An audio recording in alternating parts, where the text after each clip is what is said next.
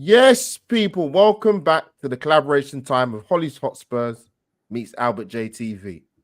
Denmark won, England won. Lackluster, to put it politely. But before we get into it, people, let's smash the intro.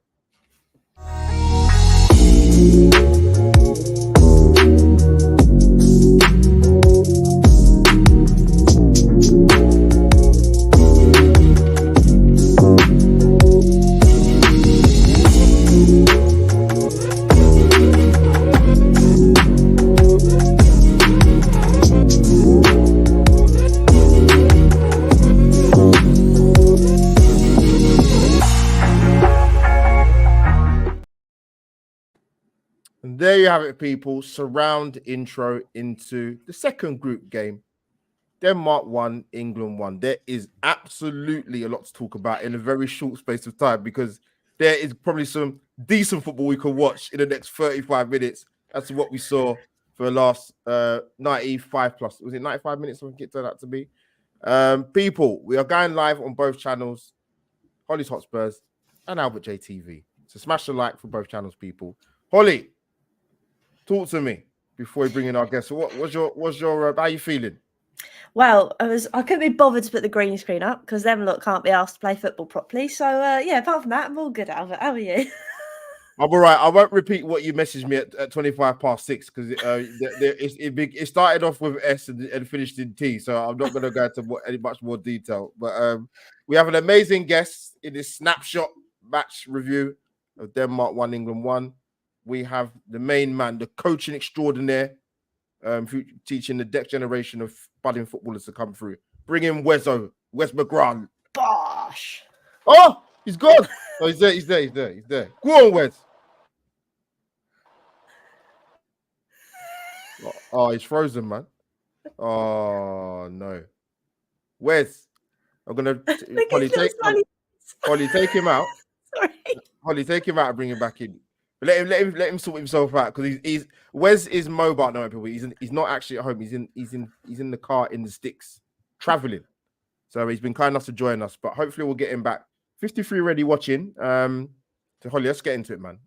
So it came out obviously probably I think about an hour before the game. I thought it was about an hour and 20 minutes. Unchanged team lineup. What was your immediate thoughts when you heard that? I mean, I think we kind of spoke about it, didn't we, the other day in terms of like who we want to see, what we want to see mix up. And we didn't get it. And I think it was what Doug said. He said he'd be surprised if Southgate actually did anything. And he was correct because he didn't really do a lot. And it was kind of evident throughout the whole game that it was just, yeah, it wasn't brilliant. I mean, what was your kind of take, overall take on the game, Albert? I mean, sort of sticking with the lineup. Southgate talked about continuity, and I get it. I do get it. Because England did win the game in the first group game, so you look at it and think, well, why would you be making wholesale changes when you won 1-0 and you kept a clean sheet? But I think I said this to you with our game with our match review a few days ago with the first game. From what I've seen in the tournament already at this short juncture, I'm a little bit concerned, and I think that's been reinforced a little bit more tonight. But we're going to try one more again, people. All the listeners, we're going to try and get Wes to come back in one more time. Bring him in, Ollie. Bosh!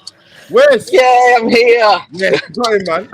Wes is in 4K. All the listeners, he's in 4K and he's mobile. It's incredible, man. But Wes, great to get you on, man.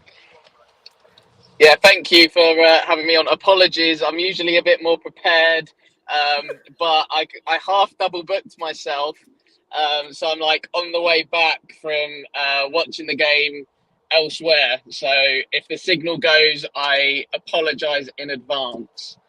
No worries, Wes. We're glad to get you on, man. Wes, I've got to be honest, man. Me and Hollie was briefly talking about the team lineup. What was your immediate thoughts? Was you surprised that he stuck with the same team, or was you kind of like, we won the first game and we'll go from there? A little bit surprised, I have to say. I think obviously the main talking point was Trent being in midfield. And I think God. obviously everybody watching tonight can look at it and go, listen, the Trent experiment in midfield completely did not work, especially tonight. I think in the last game, England started the game really, really well. Let's not forget that. The first 35 minutes in particular in the last game, we were electric. You had Saka doing his thing down the right wing and not limping off for a change. You had some dynamism in the team and everything else. And then obviously we score and it was a bit like, okay, what do we do from here? But tonight it was even worse than that. Like the dynamic of the setup of the team just didn't work. But I think before the game, it was a case of if it ain't broke, kind of don't fix it type of thing. But yeah, that was kind of it from my perspective. Yeah, whereas I'll give you a strike. I'll give you a warning for the first strike about Bukayo Saka. But yeah, luckily we've got some Arsenal. We've got some Arsenal representation in the Euros England, unlike the North London rivals. But we won't get into it anyway. But before Hollie comes with a question, I'm gonna just say I thought the first 15 minutes. I mean, by the way, that pitch was dreadful. I cannot believe it won't be like that when Germany play on that pitch. I can guarantee you that now. I don't know what that was about. You got players changing their boots after 10 minutes, crazy. But I thought the first 15 minutes, I thought England were okay. I thought both teams gave away the ball ridiculously a lot. They get the goal with Harry Kane, but then after that, and it's a bit of a carbon copy of the first game, but actually this was happened a bit quicker. England just the passing for me tonight was absolutely terrible. It was terrible. It was absolutely dreadful, the passing from England tonight. I don't think it improved at any stage whatsoever. I think we're just frozen again. Hollie. You might have to boot him out and bring him back in again. Oh, is he there? Oh, I don't know. He's there, not there. He's there, not there. People, we're going to kick Wes out and bring him back in again. Oh, he come back again, is he? No, bring him back again in a bit when he comes back. Yeah, Hollie, yeah, the passing tonight. And this is the problem you have. When you play international football, you have other teams who are tactically a bit more superior, as you saw tonight. Tactically, by the way, I'll stress that word very much so. But the passing, there's just I don't know what to say. It was they weren't winning the first, they weren't winning the second balls. They weren't making the ball stick. The passes were going awry, and it was actually worse than the first game. What was your thoughts? I think it's just the imbalance, like you say, the tactics and Southgate. I mean, we've spoken already about Trent. It just isn't working. Like Wes said, it's an experiment. We just need to stop. And the fact that tonight, obviously, we'll probably get on to Harry Kane. There's a lot of criticism of Harry Kane, but then I sit there and think, but we were so penned in. Okay, Harry Kane, he's going to drop deep, but we need those players to then bomb forward so that he can then hold the ball up and play. There was no one, like you said, there was no, I don't know, cohesion in the team, and it was so bizarre because, like we've all said, the first 15 minutes. We looked all right, and then all of a sudden we scored, and that was it. And I know I hate to bring it back to club football, but it was almost like Tottenham of old in terms of we get a goal and then that's it. But that's true. That is true. And actually, there's no Spurs players in the team to call that. But what I'm saying is, it's like we've got this weird inferior complex of we score a goal, that's it, we've done our job. Like, I don't understand what was going on tonight. And when we've got so many attacking players, you think, how is this happening in a sense that we just sit there and hope, oh, we've got a goal, we don't need to do anything now. And that's when we allow teams to creep back in. Like, I really don't understand it. I think Wes is back now, Albert, if you want to chuck him that question as well. Let's bring him back in. Wes? Oh, my gosh. Oh, it's like I've never been away. Unreal. Yeah, return of the Mark Morrison. Or Wes Morrison, he's back. He's back. Wes, sorry, yeah. That's all right. Wes, we were just saying, the first England got the goal, Harry Kane, and they started off okay, but both teams gave the ball away a lot. But for me, England's passing tonight, I'd even go as far to say, from my own personal point of view, that's one of the worst England performances I've seen for years. Yeah, no, I think it was more the fact that we just couldn't get a rhythm and get a foothold in the game, really, apart from, like you said, Albert, that first sort of 15 minutes. That was the bit for me that was really frustrating. Like, we've got good players that can handle the ball in different and difficult situations, but for some bizarre reason, it just wasn't happening tonight. Yes, you can blame the pitch. I know it wasn't great. I think that was the last point before I went off, Albert, that you were trying to make about the pitch. So, yeah, the pitch was absolutely terrible. But, yeah, I think, listen, it's the same for both sides at the end of the day. And, you know, you look at the way Denmark were moving the ball about. They seemed a lot more confident and a lot more assured in what they were doing. And I think, you know, you could argue, take the first 15 minutes out of it, Denmark had more control of the game from, you know, that 15-minute point onwards. And that's a real concern for England in particular, considering that we're going into this tournament as one of the favourites to actually win the tournament. So, you know that coming out of the group, you're going to face better opposition. And if we're struggling against those lesser teams and lesser nations, no disrespect to Denmark because they've got some good players, it's a bit of a worry then when we do go and face the real big hitters. For example, if we're facing Spain, Italy, Germany, France, those boys, we're gonna get a bit of a tanking, I think, just not results wise, but with the ball, and we're gonna have to suffer a hell of a lot more without the ball than perhaps we did tonight. And again, that's a little bit of a cause for concern, I think. No, well said. Hollie, come in with your question for Wes. Fire at Wes, man. Fire at you got to be quick because you got very quick. Come on, Hollie, quick. I'm going. I'm thinking. No, because we've kind of obviously spoken about the fact that we got the first goal. But Wes, what was your kind of take on the second goal? Because obviously it was a misplaced pass that we've spoken about a lot tonight in passes, but it was also the fact that no one decided to close the player down. What was your kind of take on obviously us conceding? Yeah, it was a sloppy moment in the game. The fact that it's come from our own throw-in, realistically, in a part of the pitch that you would argue, when you're trying to build players in a safe part of the pitch, like there's no real danger in that area of the pitch. And then obviously Kane with a misplaced pass, but then the reaction from the players after that, you can look at Kane misplacing the pass, but the reaction from the players is really poor. Like, you've got Trent, Rice, Saka in and around the ball. They don't do anything, and therefore it allows the Denmark player, I'm not going to say his name, I'll end up butchering it, but player. Oh, is he gone again? Is he? 5 yards out from goal, effectively a bit of a pot at that stage. Whereas we're losing you, we're gonna have to bring you back in again. He's got mute now. He's talking, but he's got mute. Oh my god! I think we kind of made sense of what he was saying in terms of the fact that it was a misplaced ball from Kane, but then the reaction after that was just so bad. I think that was kind of the theme throughout the kind of game, like you said, Albert, and not getting the first ball, but then not getting the second ball, and sometimes not even getting the third ball throughout the whole game. I mean, I was going to pronounce the guy's name. Is it? I've got it written down as well. It's a great strike, by the way. No, I won't say it now. I'm going to butcher it myself. I know I pronounced it perfectly when I was doing the notes quickly, but England, I don't know what I almost kind of. I said this. We spoke about this with Doug and Dan the other day, man. Like, there's no excuses because you look at the bench, and I know Dan was saying about because I said this in the first game, Hollie. I said I would have took Kane off with 20 minutes to go, and you saw you have to if you've got pace and you're playing against a team that's set up with a back three, you have to stretch him.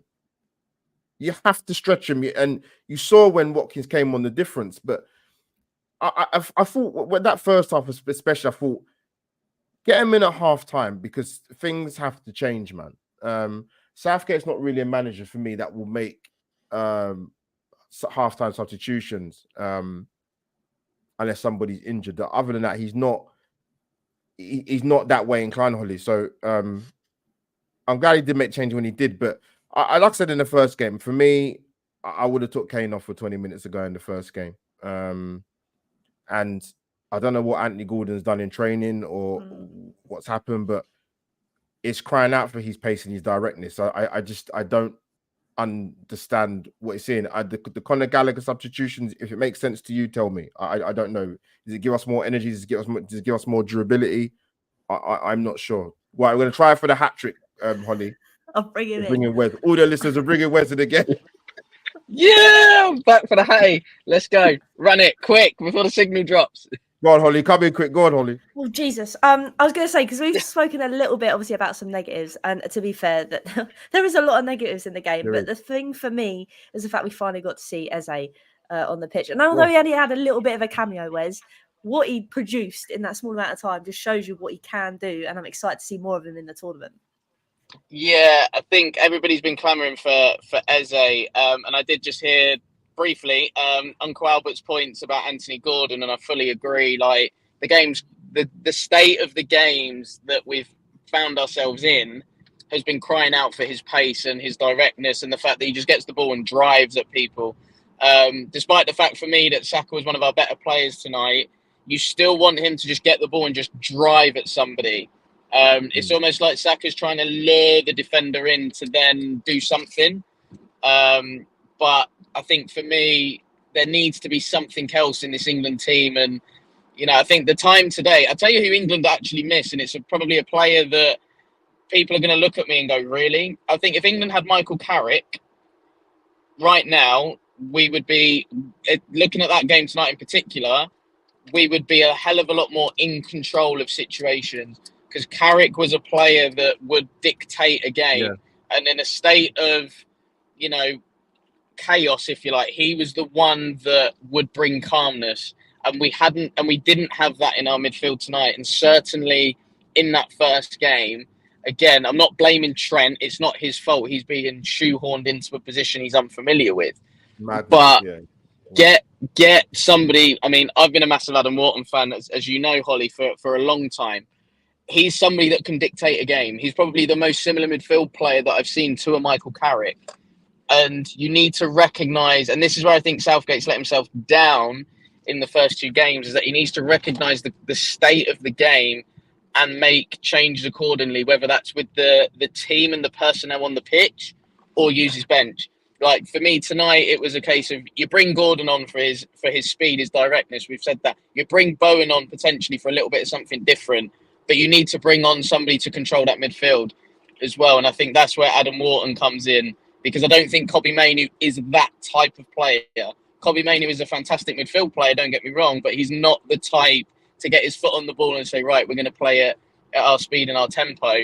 I think Jude was flagging a little bit as well. So maybe you're bringing Eze in, or you move Foden centrally. I think the obvious change I think most England fans would make is to move Foden infield and then put Gordon on the left. And you have a midfield of Rice as your main number 6, and then you have Foden and Bellingham as your two number 10s or your two number 8s or however you want to dress that up.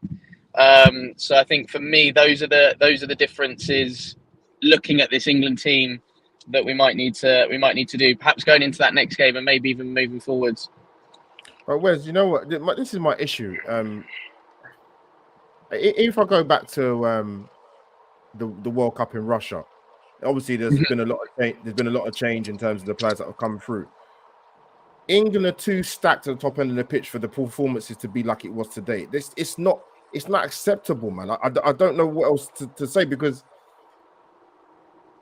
the first game that it should have happened, the substitutions that happened today, they happened today, but I think a lot's been talking about in terms of England, in terms of the balance, and that is true, because like I said to Hollie, like I don't know what Anthony Gordon's done in training or because he done the thing. It's not like we had the lead up games before the tournament, he completely bummed. He showed really good signs, and Anthony Gordon. So there's great listening to Guy Lineker talk about the striker actually on after the game was done about Kane, but you've got to get.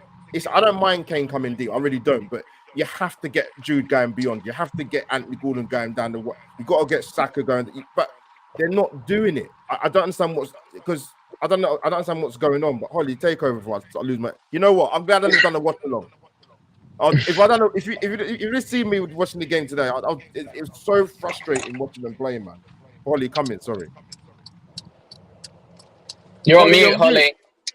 Even I know that, and I've got bad signal. Sort it out. Mate, what is wrong with me? This is what England have done to me this evening. But no, I think like you said, Albert, with the balance, and lots of people said in the comments, it's a system. I don't know what it is with Southgate, and we've said this multiple times.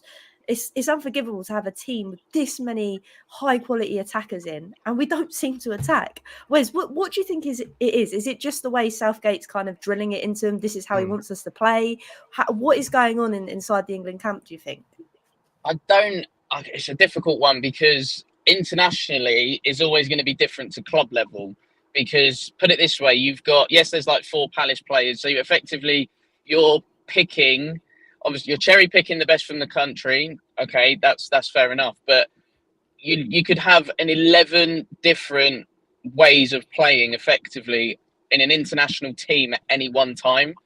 So then all of a sudden you've got to then try and come up with a playing style that's going to suit you. You're never going to get it 100% right, but you've got to try and suit the majority. And I think the way the game's gone now, players are more in tune in terms of the way that they want to play. They almost dictate to the manager how they want to play, as opposed to the manager dictating to the players how they want to play. Most teams now play out from the back. You press really high up the pitch. You want to dominate the ball. All of these kind of key principles and fundamentals almost, and the non-negotiables. But it feels like at England we've got a clutch of individuals that are being put together, and then we've got to try and make a team out of it. And you could argue it was the same with the last sort of golden generation, if you like, with the Beckham, Scholes, Lampards, Gerrards, etc., Rooney in there, Owen, all of those players. We had some fantastic players, but it was how do we get them to work for England? And I think Southgate is really struggling at the moment to find a balanced team that can also get Foden and Bellingham in the same team. Because Phil Foden's coming off the back of being player of the year in the Premier League. You've got Jude Bellingham that's lit up the European stage. You've got Harry Kane, who's one of the best centre forwards in the world. You've got Kyle Walker, who's arguably one of the best right backs in the world. You've got John Stones, who steps into the pitch, steps into midfield a hell of a lot for Man City. But the structure behind him at City allows him to do that because they build up with a 3. We haven't got that capability with England at the moment because we haven't really got a left-sided player that can do a job at left back as well as centre half. So then you're almost asking Walker to tuck in. Well, if you're going to do that, the left-sided player and create the 3 there, the left-sided player needs to be able to step in midfield. We've got Trippier who's playing inverted as a fullback, and it's an absolute nightmare. Like, I've played as an inverted fullback. It's an absolute horror. I wouldn't recommend it to anybody. So I think there's tweaks that need to happen with this England team, but it's more the structure and how we build and play in possession, and then what we look like out of possession as well. Those are the two key things that need tweaking and changing from my point of view. Well said, Wes. Hollie, you want to come in? I was gonna pose a question to Hollie actually. Oh my days! I listened to Carl Walker. They obviously spoke. I think they spoke to Harry Kane. They spoke to Carl Walker, and he was saying, "Look, this is tournament football. This is international football. Won the first game. Oh my god, won the first game. We've obviously drawn the second game, the top of the group.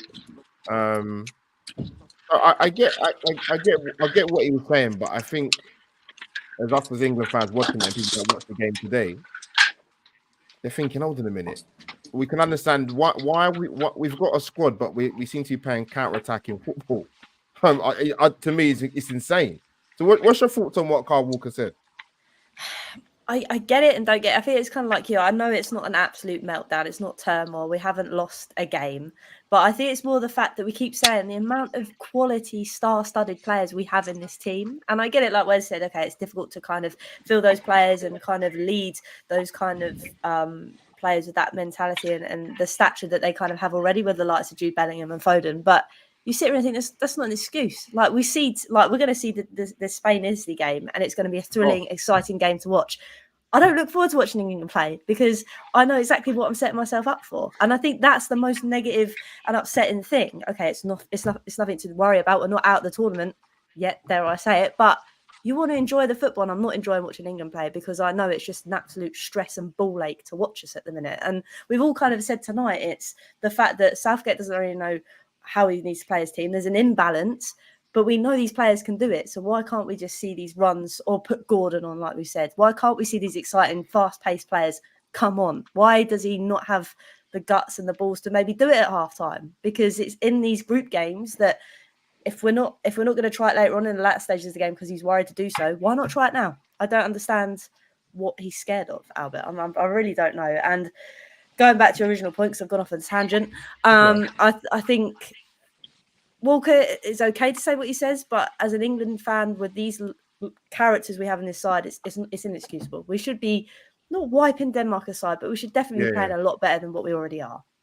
Yeah, now well said, Hollie. Wes, coming back to you, that's the thing for me. It's you're talking about some of the experienced players in the England squad tonight. Even Walker, he's prone to doing it at City. Sometimes, what are you thinking? What are you doing? But also as well was sort of, before I lose my trail of what I was going to say to you, I think if England had won tonight, for example, then you at least could have been in a position where obviously they qualified, but then you can get some of your. He has to come into his tournament and utilize his squad as much as possible. Right, with 2 games down, I don't know what we're going to see come the 3rd game. To be honest with you, so where are your thoughts? That obviously touch off the back of what Kyle Walker said after the game and England going forward into the final group game. It's a difficult one. I think, do you go style over substance? I think, like you said, if England had won tonight, it's, utilise the squad, make your changes, keep players fresh. I guess the only real standout positive from an England point of view coming out of the game is that we're unbeaten in the group. Which I think what Kyle Walker, so it's, and Kyle Walker coming out and saying, well, it's tournament football, yes, we get that, but fuck me, like, that was shit, wasn't it? Let's be honest. Like, come on. It weren't great. It's, there's playing tournament football, but then there's also playing in a different way. And I was having actually this discussion with my dad because, he was saying that, the difference in the media perception compared to France winning 1-0 compared to England winning 1-0 is completely different. Like France apparently were good and they won 1-0 and they should have won by more. England were terrible and won 1-0 in the last game. And my argument to my dad was, well, France created more.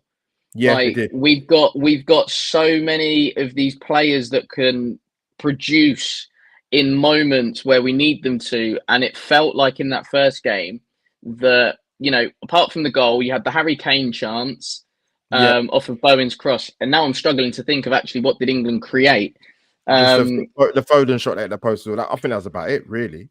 Yeah, and you look at tonight, we had a couple of opportunities, but it feels like England can be really easy and predictable to play against. Like, they're going to try and dominate the ball. Okay, so we'll sit in and we'll defend in our numbers and in our shape. And I think that's the difference. Like, teams now are defending in their shapes, but it's a little bit like Atletico Madrid. Like, they defend really narrow, but they know when to jump out of their slots and go and engage on the ball. And it feels like when England do it, we just defend in numbers and we sit in this sort of mid to low block and we're defending spaces rather than faces type of thing. And I think that needs addressing, especially as we go, into the latter stage of tournaments, because all it will need, and Denmark had it at times today with Eriksen popping up in different areas of the pitch, like he has done for years in a Spurs shirt. He will drag a player out into a position where you go, are you going to come with me? If you come with me, brilliant, because that's going to open up a space and a channel for somebody else to get on the ball. If you're not going to come with me, then I'm going to get on the ball and I'm going to make something happen. And the amount of times that Eriksen was picking up balls in these little spaces and in these pockets and in and around the box. You know, you can't give Eriksen that time and space in and around the box because he can be lethal, he can be deadly. And I think actually the chances and the quality of chances, if we're talking about expected goals almost, that England are giving opposition, again, a big concern. Like, we can't go into this next phase if we are to get through. Obviously, it's still up for debate at this point, but you'd like to think that England are going to get through. And then all of a sudden, if we're playing that higher quality of opposition where they've got players and difference makers at the top end of the pitch, they're going to hurt us. Like, you look at the Germans, they've got Musiala, they've got Wirtz, you've got the Portuguese with Bernardo Silva, Bruno Fernandes, they've got Neto to come off the bench, they've got João Neves. You know, Portugal got an abundance of talent. You got the French, you got the French with Griezmann picking up little pockets of space and the wide players there. So it just needs, I'm not saying the team needs a refresh. It almost needs just a little bit of a kick up the backside to go like, but then that can come on the pitch. Like, how many times tonight were England just giving the ball away? At that point, you need somebody, and I'm not pinning this on Declan Rice, but you would like to think somebody, he's in this leadership group, you would like to think he could go, right, boys, let's just calm down and let's just keep the ball. Let's keep things simple. Did we really see that tonight? Nope. Not only from Declan Rice, and I'm not digging him out because he plays for you lot, Albert, but it's probably the worst I've seen Declan Rice play. I mean, that performance tonight was summed up when he gave away the corner. I couldn't believe what I was seeing. I said, what are you doing? Yeah, I think it's the worst that any England fan as well, because Declan Rice has been a consistent performer over the last sort of three years in particular.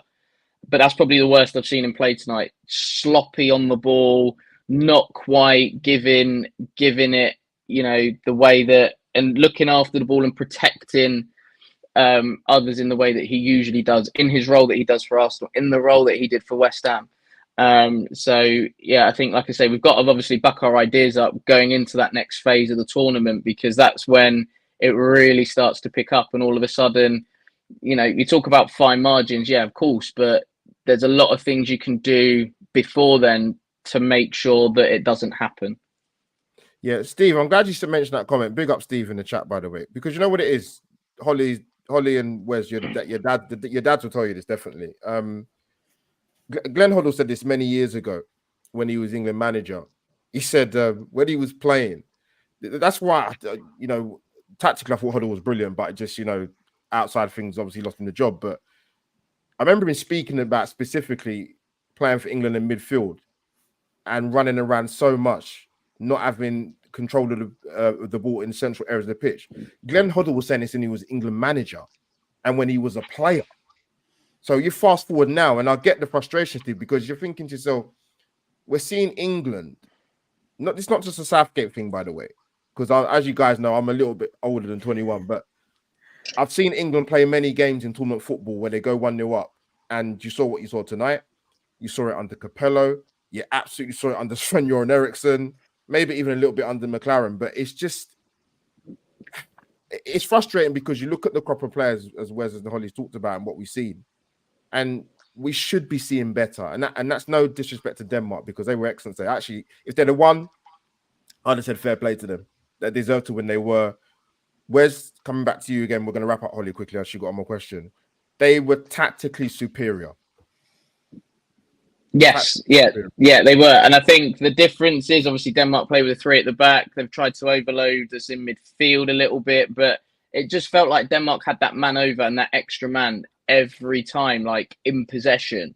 And it felt like England couldn't really find a shape and a balance in the team to counteract what Denmark were trying to do. And England, it was just like, okay, we're going to sit, we're going to just try and contain you, and then try and hit you on the counter. Yeah, we've got the players to dominate the ball and dominate possession against a team like Denmark. We've got players that can play in behind their midfield.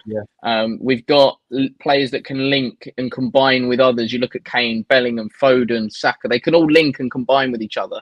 Yeah, we didn't see any of that. And I look at England's front three, and as good as they are individually, they don't link and they don't combine well as a unit, and that is a big concern. It is, Hollie. Before you come in, you're right, Wes. I'll tell you why. Because a lot of this England side now, this is their fourth tournament together.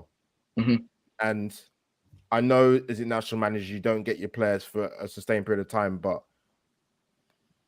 when you're getting performances like that, and I get I'll get it. England got 4 points out of 6, cool. But it's a concern. It's a concern. But Hollie, come in. We're gonna wrap up, man. 168 watching, by the way. Sorry.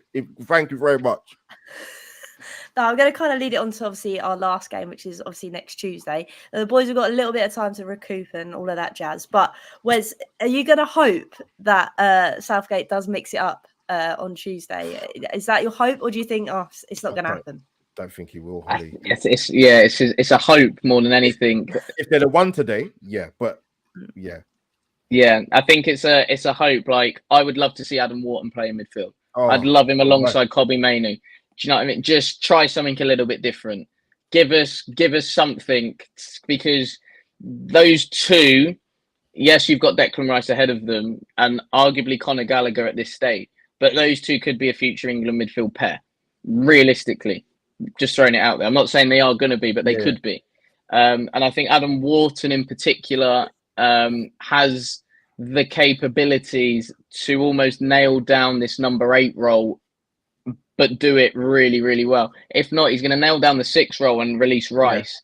And we know what Rice can do playing further forward. We've seen it this year in particular for Arsenal.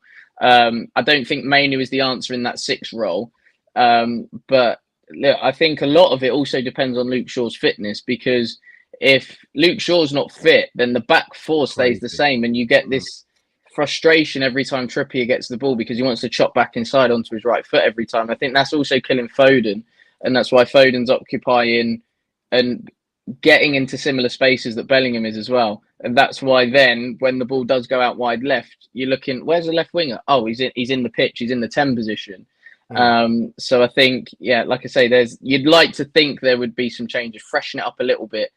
But I don't know if Southgate's realistically got the option. If he has, it's further up the pitch, as opposed to changing, the goalkeeper in the back 4. So those 5, I would argue, are probably going to stay the same. Again, depends on Luke Shaw's fitness. But yeah, I'd like to see something a little bit different, just to give us something to, latch onto from a fan point of view. Just something. Let's just freshen it up a little bit. Let's see something different, because we know what a lot of our players can do. So let's just see what the others can do on this big stage, and see if we can get behind them in the same way that we were all getting behind the likes of Eze and I'm not saying that Watkins has to start, but we were getting behind Watkins to get him in the squad. Bowen, those boys. Let's see if we can get behind them when they're given the chance to start, instead of coming off the bench for little cameos. No, well said. And it's funny, we came into this tournament worried about the defense. That's definitely not the issue at the moment. Shout out to Mark Gay for made that mistake in the second half, but the recovery, he's been brilliant. He got stitched though by Declan Rice. You see the ball back to him, mate. Lucky the geezer didn't end up in hospital. Do you know what I mean? Fucking hell. Oh dear, Wes, it's been but before we log out, people, because there's an important game kicked off 2 minutes ago. If you don't know what to do now for Hollie's Hotspurs and Albert JTV, this is Hollie's favorite part. This is what you need to do.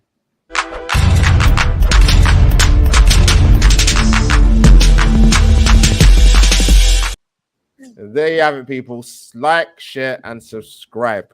Hollie, it's been a pleasure again. That is the 3rd showdown. We will be back. That will be next Wednesday. We won't reveal the guests yet, but looking forward to it, man. But big up Wes. Tell people where they can find you. Thank you for joining us, my friend. Yeah, no, apologies for the difficulties with signal, etc. If I get invited all the listeners will understand, man. Don't worry about it. Yeah, if I get invited back on, fingers crossed that I do, because it's been brilliant, obviously, and I love you two to bits. But if I do get back on, I will clear the diary. But yeah, where can people find me? Twitter's at Wezo10, unofficial Moussa Dembele fan account. Usually tweeting all things about the greatest Belgians to play in the Premier League. If you want to argue with your nan on that one. Instagram's at Wezo32, usually at a Spurs game, somewhere. Obviously, it's off season now, so things are a little bit quieter on that front. Yeah. Run my own football coaching business in the Deli Alley and Leah Williamson country. Thought I'd throw that in there. So it's at Kofa MK on your socials for that. Hollie bullied me into doing some football content at WM32 Football on some socials there.